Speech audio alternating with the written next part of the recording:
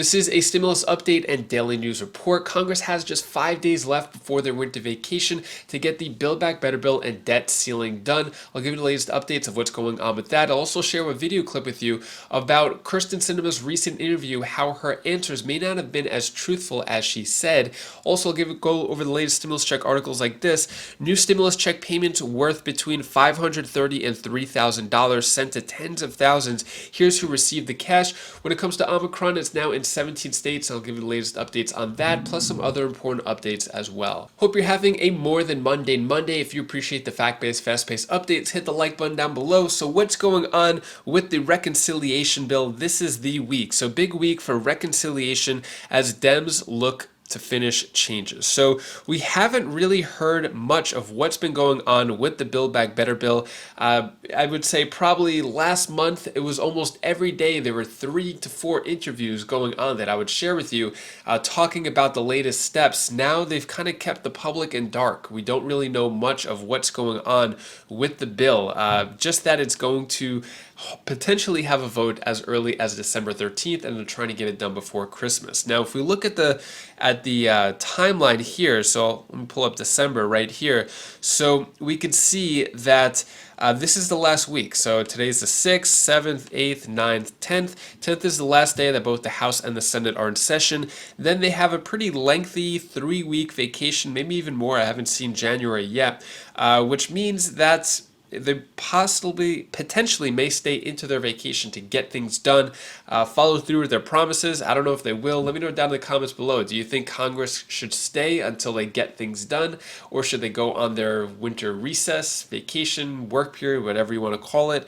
Also, what the Senate is trying to do is Senate leaders face pushback on tying debt fight to defense bills. So basically, with the debt ceiling, we're trillions of dollars in debt there. They want to extend the credit line, for example, as America's credit card. They want to extend it with a debt ceiling, and they also want to tie the defense bill along with it, or some leaders do. So Senate leadership is facing bipartisan pushback over one option floated for raising the country's debt ceiling, tying it to a sweeping defense bill. So I'll keep you updated on what's going on with all the Congress news and things getting done. Next, let's get into stimulus check news. So Americans in these states could receive extra stimulus checks of $2,000 if they return to work. So this is talking about all the different return to work bonuses. For example, Arizona giving the largest amount of $2,000 to return back to work for full-time workers, $1,000 for part-time workers. Also, a few other states here. Kentucky giving $1,500 bonus if they return back to the workplace. Then Maine is giving $1,500 for workers, and then $1,000 worker or $1,000, and yeah, a few others. But this is kind of old news, so I'm not really sure why they're sharing this. Also, new article right here: new stimulus check payments worth between $530 and $3,000 sent to tens of thousands. Here's who received the cash. So this is a very misleading headline. I'm going to save you some time. I'll just summarize it for you. So basically, these $530 and $3,000 so-called stimulus check payments are just grants from different universities and colleges. So, for example, George Washington University, the $3,000 one I think is coming from Duke University. Penn State is giving $1,800 in grants. And then Florida State University and giving $1,750, $1,750, so that $3,530, those are literally just grants from universities just for their students. So very misleading headline there. We have another one here: Americans push for $1,000 and $2,000 stimulus checks before Christmas. So basically talking about a bunch of different Twitter users calling for stimulus checks. For example, this one: I need another stimulus check at Joe Biden. Another one right here: we need stimulus checks, multiple stimulus checks, $2,000 followed by $1,000. We need help. This one: dear Joe Biden, your one-time stimulus check of $1,400 did not give citizens enough money to cause inflation. That was barely enough for 1 month's rent, and that was almost a year ago. Please stop acting like we are still living off of that. Thanks. Then another one, please pass $1,400 stimulus check ASAP. It's the only way families are going to be able to afford the holidays, and then tagged a bunch of people. So yeah, still a lot of calls for stimulus checks. Let me know down in the comments below. For a general fourth stimulus check, what do you think the amount should be? Should it be recurring? At this point, there are no fourth stimulus checks, or at least general. A lot of different state stimulus checks, which I go over on a daily basis. So next, let's talk about what happened with Kyrsten Sinema. So I played this interview, I think a couple of days ago maybe, how Kyrsten Sinema won't commit to voting on Biden's sweeping plan, and she had an interview here, exclusive interview with CNN, and there was no other interviews that she did with any other outlet. So here is a video clip from MSNBC kind of talking about the different lies, how she may not have been as truthful with her answers and calling her out on a few different things. Check this out. On Thursday, something very, very rare happened. Arizona's senior Democratic Senator Kyrsten Sinema sat down for a national TV interview. And since she's certainly not doing this show anytime soon, I thought I'd take a few moments to pitch some of the follow-up questions I'd have asked her if I'd been confronted with some of her, let's say, disingenuous answers. Ready the receipts and roll the tape. What I really want to focus on is how to get to a solution and solve a problem that matters to everyday folks in Arizona. Now, Senator Sinema, is that really what you're concerned about, the everyday folks in Arizona? Is that why you left D.C. in the midst of infrastructure negotiations to return to your state, not to speak to your constituents, but to attend a high-end corporate fundraiser? And isn't it the case that your positions on everything from reform of pharmaceutical drug pricing to cryptocurrency regulation seem to coincidentally and magically reflect the interests not of the everyday folks of Arizona, but of your corporate donors?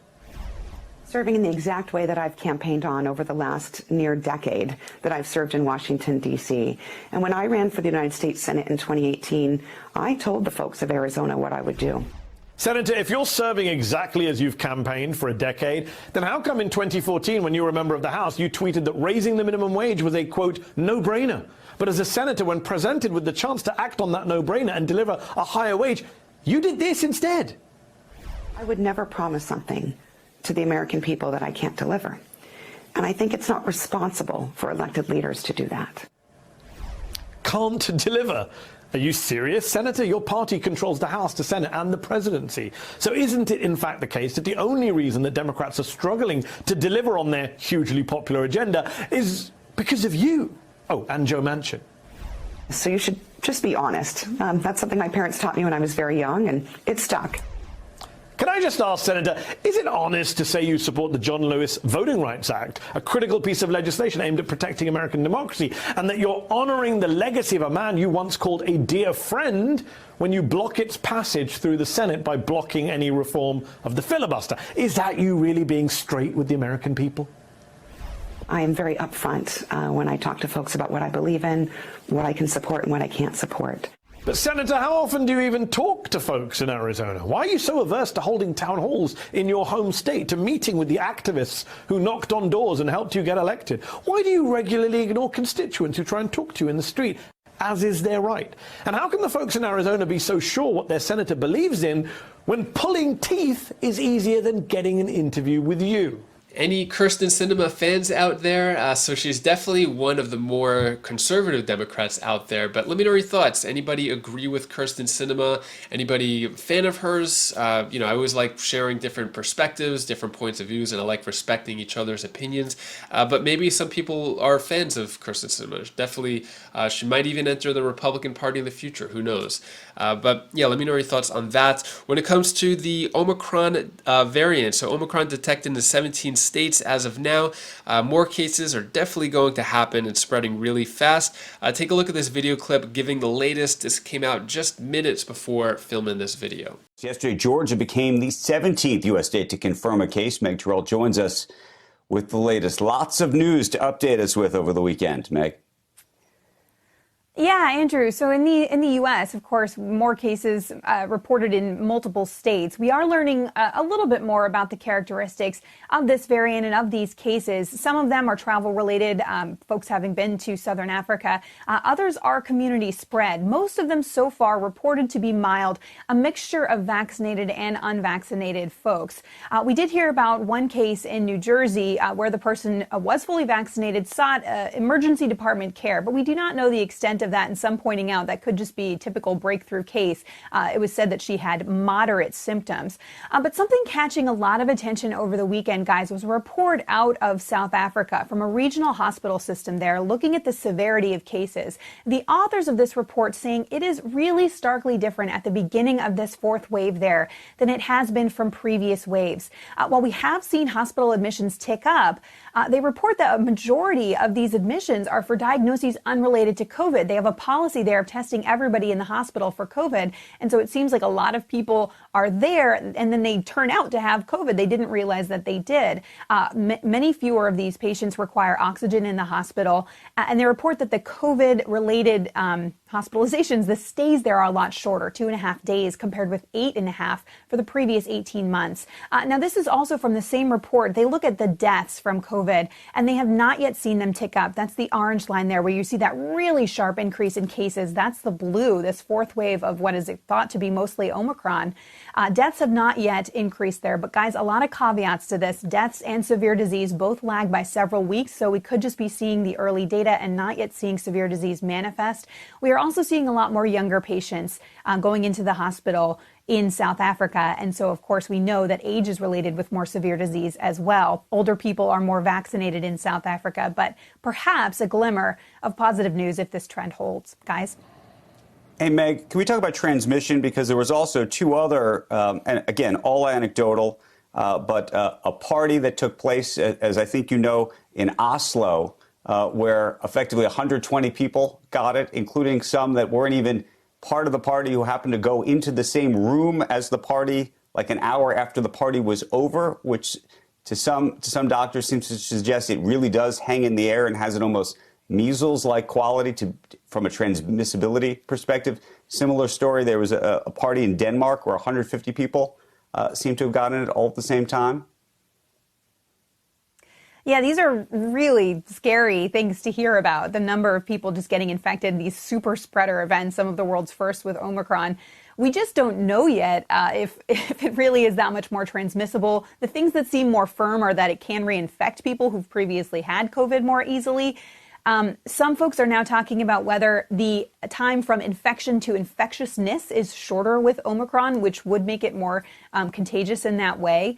But more work is needed to be done on all of this. And I don't think even all of those cases have been sequenced. So we don't know that they're all Omicron. The expectation is many of them probably are. But it's, of course, very frightening to hear about that level of contagiousness if that is the case. And then in terms of severity, one of the big questions, especially around some of the data out of South Africa, had been that it wasn't affecting older people, and we hadn't seen it in enough people for a long enough time to know whether we were going to get, unfortunately, to either hospitalizations or death or the like. Are we now at a point where we can, either are we at that point, or when will we be at the point to actually be able to measure this properly? Yeah, we're still only really in the first few weeks of this wave, which is just remarkable to see how quickly the cases have gone up. So it will probably still be a few more weeks until we really see that. There's also a marked difference in the vaccination rates among people over 50 and under 50 in South Africa. And so perhaps that is playing a role here. And if so, does it show that the vaccines do provide protection, which is something that we all really want to see? We are expecting perhaps even as soon as the end of this week, we could see the first lab data on how well the vaccines protect or at least neutralize the Omicron variant. And from there, we'll start to hear more about the decision making around whether we'll need updated vaccines. But of course, we just keep hearing it'll be a few more weeks, and we're all really impatient to know these answers. So it looks like Omicron may not be as severe as we thought, or maybe not as severe as other variants. So first data on Omicron COVID variant severity is encouraging, Dr. Fauci says. So preliminary data is starting to emerge that could give us a clearer picture of what we're dealing with as experts pore over early Omicron observations. The White House Chief Medical Advisor, Dr.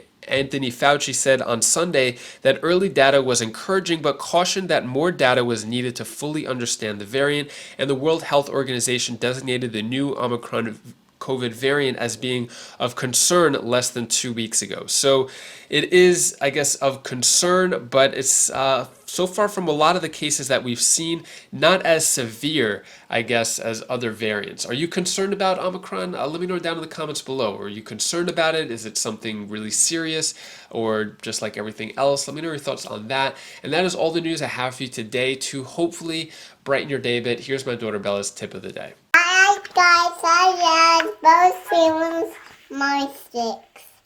Be bye. And guys, if you want to be fashionable, be fashionable. Do whatever you want to do now, yes, or never. Because that if you do it now, you'll do it, and you have the experience about it. So that's all I wanted to tell for you today. Bye. Bye. Thank you so much for watching. Also, I want to give a shout out to my friend Tedevan, who does credit card consultations. So I told him I would share his number. So his number is down below this video in the description. If you want any help with picking out a credit card or anything like that, if you want to get a new credit card or consolidate credit cards, he's the guy to talk to. So I've been friends with him for about a little over 10 years now, so very trusted friend. But yeah, if you want to check him out, I have his phone number down below. And yeah, if you want to check out any of my other videos, you could click up here or down here, and I'll see you in the next video. Take care, be safe. Thank you for watching.